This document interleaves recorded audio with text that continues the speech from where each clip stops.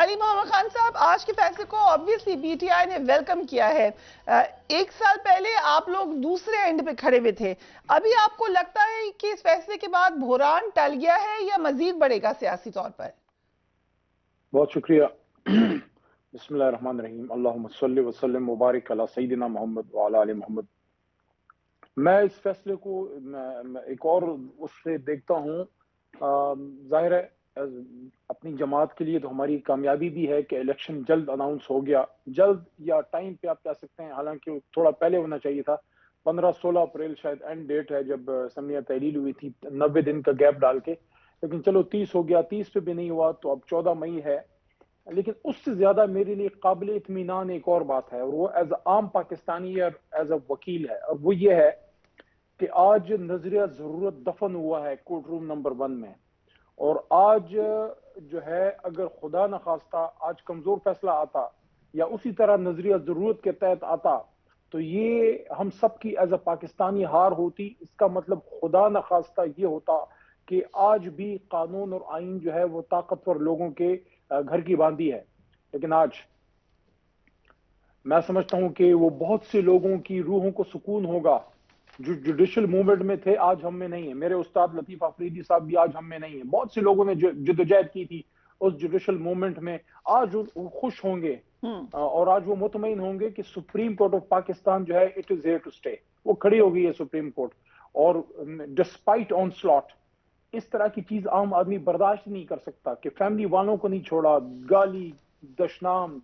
ہر طرح کا، اور پھر وزیر اعظم کے لیول پہ اور وزیر خارجہ کے لیول پہ پارلیمنٹ سے وزرائے کرام، نائب صدر جو ہیں وہ جلسوں میں تقریر فرما رہی ہیں، نام لے لے کے گالی، پھر سابق وزیر اعظم لندن بیٹھ کے، اور اس کے باوجود یہ لوگ کس مٹی کے بنے ہوئے ہیں جو کھڑے رہے۔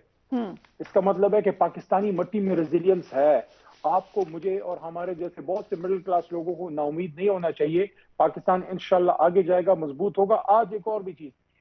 تاریخ اس کو لکھے گی کہ جب ہمیشہ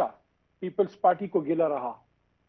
4 اپریل کا گلہ رہا، بھٹو صاحب کی پھانسی کا گلہ رہا، تاریخ اس بات کو لکھے گی، لیکن کالے الفاظ میں لکھے گی کہ جب وہ سپریم کورٹ اور وہ عدلیہ جس سے ان کا گلہ رہا، جب انہوں نے وہ شیکلز توڑے اور جب انہوں نے تاریخ کا رخ بدلا اور صحیح لائن میں پاکستان کی سیاست اور ریاست کی اور آئین کی جو کشتی ہے اس کے بادبان کو صحیح رخ پہ ڈالا اور تاریخ کی سمت کو درست کیا، تو بھٹو صاحب کا نواسا رانگ سائڈ آف ہسٹری پہ کھڑا تھا، ان لوگوں کے ساتھ کھڑا تھا جو ملک میں مارشل لا اور ایمرجنسیز کی بات کرتے ہیں۔ میں سمجھتا ہوں آج بلاول صاحب کو ضرور اپنے گریبان میں جھانکنا چاہیے کہ کیا وہ کہیں تاریخ کی غلط سمت پہ تو نہیں کھڑے، جو قربانی ان کے نانا نے دی تھی اور جو انہوں نے سٹینڈ لیا تھا، آج یہ لوگ کیا کریں۔ اور ایک اور بھی چیز آج ثابت ہوئی ہے کہ اس وقت اس سیاست میں کوئی اخلاقیات نہیں ہے، کوئی اس میں آئین کی پابندی نہیں ہے، کوئی صرف اپنا مقصد جو ہے وہ اپنا مقصد جو ہے وہ پورا ہو، باقی ملک کے ساتھ جو ہو اس کی ان کو کوئی پرواہ نہیں۔ رائٹ، سو یقیناً 4 اپریل ایک ہسٹوریکل ڈے ہے، ہماری ہسٹری میں کوئی بہت یہ زبردست دن نہیں ہے، لیکن ریزوننس اس دن کی اور آج کے فیصلے پہ یقیناً آتی ہے، اس پہ بھی ہم بات کریں گے۔ بٹ شعیب شاہین صاحب، جو کیبنٹ یہ کہہ رہی ہے کہ ہم ریجیکٹ کرتے ہیں اس بات کو، ہم مانتے ہی نہیں ہیں، کل عدم قرار دے دیتے ہیں اس کو، ٹویٹس ہے ہمارے پاس، عطا اللہ طاہر صاحب کہہ رہے ہیں بینچ فکسنگ کی اتہا، قاضی فائز عیسیٰ پر چیف جسٹس کا وار، یک طرفہ 6 رکنی بینچ تشکیل دے دیا، وہ مظاہر نقوی جن پر تحقیقات بٹھائی گئی ہیں وہ بھی بینچ میں شامل ہیں۔ پھر انہوں نے ایک ٹویٹ کی اور اس میں جو انہوں نے ایک پکچر ڈالی چیف جسٹس کی، انہوں نے کہا ریجیکٹڈ۔ ہنا پرویز بٹ صاحبہ 14 مئی کو الیکشن نہیں ہوگا، اعلان ختم۔ مریم نواز شریف صاحبہ کی ٹویٹ، کافی ٹویٹس آئی ہیں، انہوں نے کہا پہلے بھی حق بات کی کہنے کی پاداش میں ڈسکوالیفیکیشنز بھگتی ہیں، اب بھی بھگت لیں گے، we're ready to be disqualified۔ خواجہ صادفی کہتے ہیں 3 رکنی بینچ کے فیصلے سے آئینی اور سیاسی بحران مزید گہرا ہو گیا، سپریم کورٹ کے سینئر ترین ججز کی بات سنی گئی نہ احکامات۔ سو یہ جو تمام ایک گریونس آپ دیکھ رہے ہیں، اس کا کیا اثر ہوگا اس فیصلے کے اوپر؟ دیکھیں، میں سمجھتا ہوں کہ اس وقت جو پوزیشن تھی، 1 مارچ کا فیصلہ تو پہلے آ چکا تھا، لیکن آج جو فیصلہ آیا، کل اٹارنی جنرل کو بھی سنا گیا اور الیکشن کمیشن کے دوسرے وکیل کو سنا گیا، پہلے وکیل آرگومنٹس کر چکے تھے۔ 3 سوال تھے بڑے سمپل۔ پہلا سوال یہ تھا کہ کیا الیکشن کمیشن کو یہ اختیار ہے کہ وہ الیکشن کی ڈیٹ دے یا الیکشن کی ڈیٹ کو چینج کر دے، جو کہ آلریڈی پہلے 2 مہینے پہلے تک یہ کہتے رہے ہیں کہ نہ ہم الیکشن ڈیٹ دے سکتے ہیں نہ ہم چینج کر سکتے ہیں۔ دوسرا سوال، اور اس کے اوپر کل ایک وکیل نے بھی ان کے، یعنی کل کا دن ہی گورنمنٹ آف پاکستان کی طرف سے فیڈریشن آف پاکستان کے وکیل اٹارنی جنرل صاحب پیش ہوئے اور عرفان قادر صاحب پیش ہوئے، ایک لفظ نہیں کہا کہ الیکشن کمیشن کو یہ پاور ہے under the constitution under the law. اب سپریم کورٹ نے اس کا فیصلہ بھی دے دیا کہ ان کو کوئی اختیار نہیں تھا کہ پریزیڈنٹ کی دی ہوئی ڈیٹ کو وہ از خود چینج کریں، it was declared as in constitutional. دوسرا سوال یہ تھا کہ کیا آئین کے تابع 90 دن میں الیکشن ہونے ہیں یا نہیں ہونے،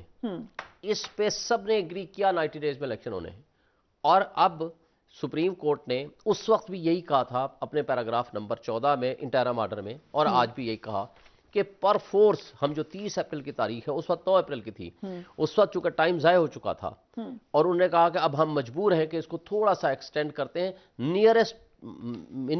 نیئرسٹ پاسبل آف 90 ڈیز آپ ڈیٹ دیں۔ 30 اپریل کی date the Election Commission of Pakistan نے خود after consultation with the president, انہوں نے کہا جی ہم 30 اپریل سے 7 مئی کے درمیان الیکشن کرانے کو تیار ہیں، اور پریزیڈنٹ نے وہ ڈیٹ دے دی۔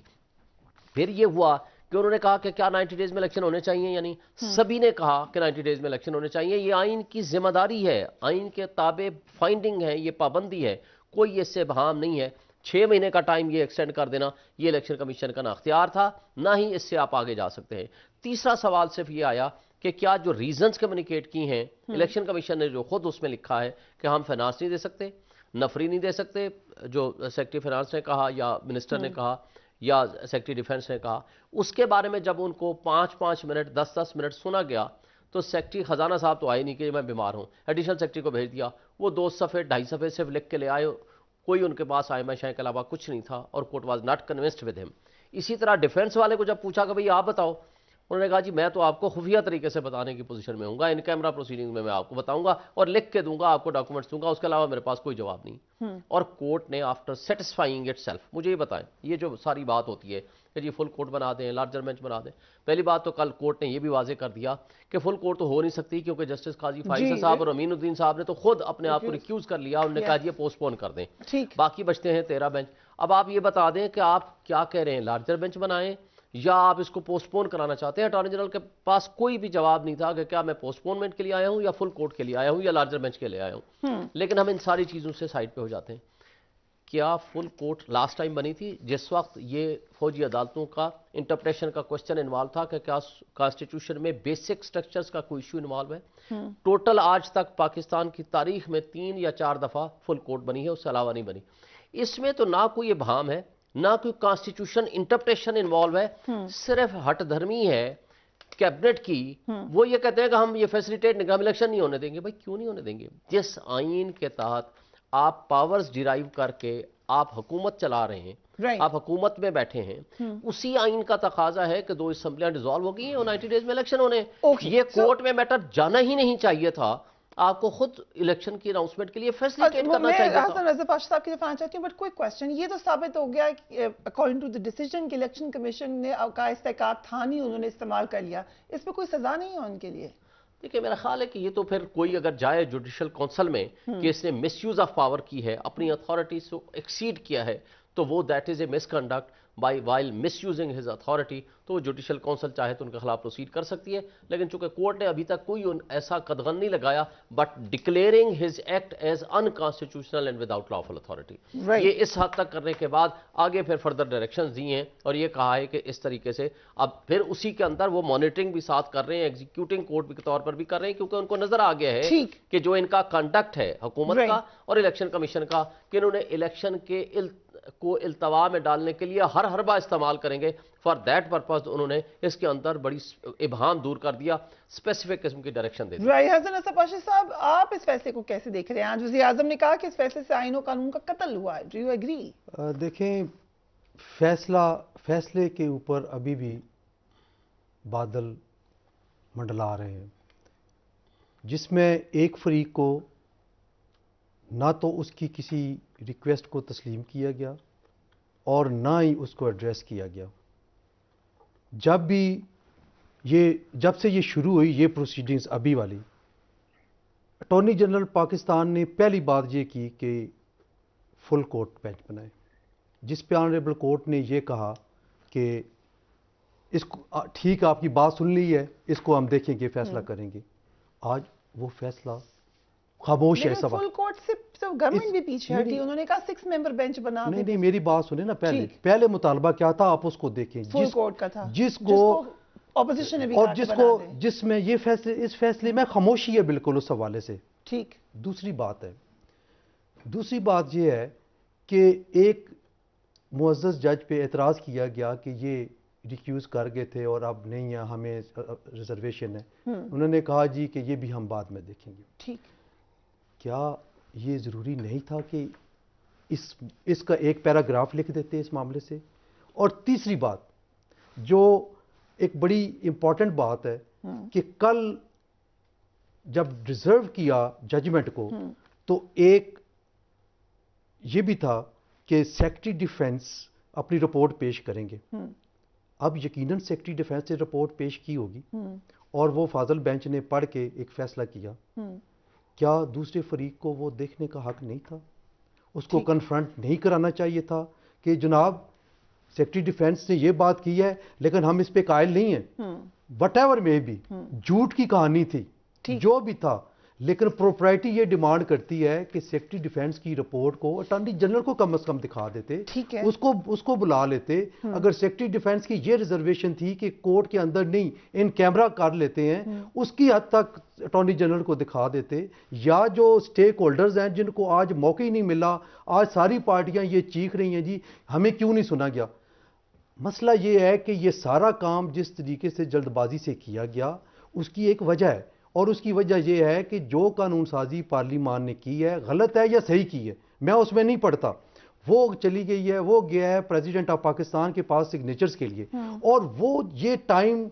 نہیں دینا چاہتے کہ اپیل کا ٹائم ان کو مل سکے.